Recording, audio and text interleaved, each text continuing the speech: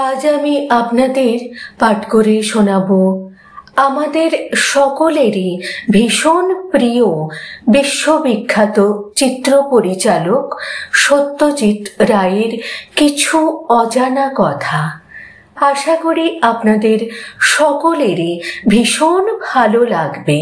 তাহলে শুরু করি আজ তাকে নিয়ে।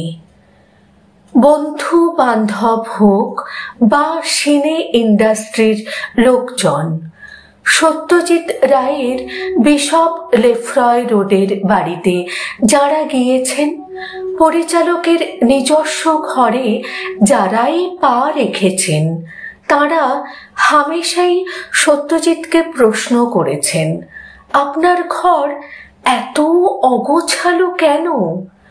আজও যদি কেউ সত্যজিতের সেই ঘরে পা রাখেন, তাহলে দেখা মিলবে চারিদিকে নানা মাপের কাগজের সম্ভার, দেশ বিদেশি বইয়ের ভিড়, এমনকি জানলার পাশে রাখা টেবিলও উপচে পড়ছে নানা কাগজে।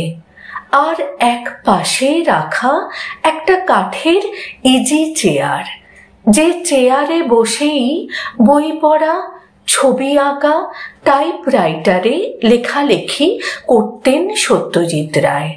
সত্যজিতের বসার ছিল এক নিজস্ব কায়দা। হাঁটু গুটিয়ে প্রায় বুকের সামনে নিয়ে সেই ভাঁজেই কাগজ বা টাইপরাইটার রেখে লিখতেন সত্যজিৎ। তা এমন কেন করতেন তিনি? বড়সড় ঘরটায় এমন কোনো টেবিল ছিল না যেখানে চেয়ার নিয়ে বসে নিশ্চিন্তে সিনেমার কাজ সারতে পারতেন? সত্যজিতের ঘনিষ্ঠদের মতে নিজের ঘরে যখনই লেখালেখি নিয়ে ব্যস্ত থাকতেন সত্যজিৎ, তখন সেই ঘরে ঢুকতে সকলেরই মানা ছিল। এই একটা সময় তিনি না কারো সঙ্গে দেখা করতেন, না কারো ফোন ধরতেন।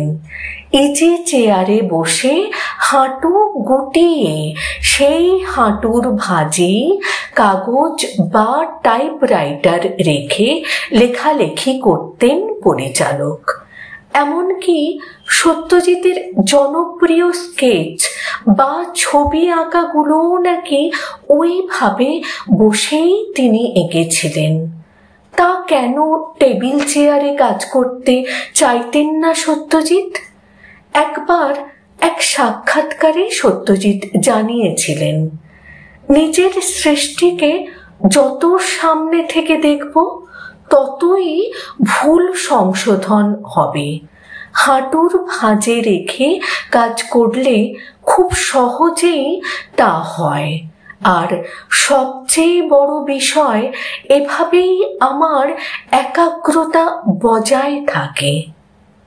আসলে সত্যজিৎ সব সময়ই একটা প্যাটার্নের উপর নির্ভর করতেন। তার অভ্যাসই ছিল এক নিয়মে এগিয়ে চলা।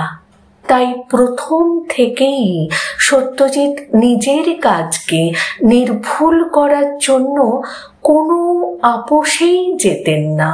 আর তার প্রমাণ টেবিল ছেড়ে হাঁটুর ভাঁজে খাতা রেখে ছবি আঁকা বা চিত্রনাট্য লেখা। লেখনী সংগৃহীত, তথ্যসূত্র TV9 বাংলা, আকাশ মিশ্র।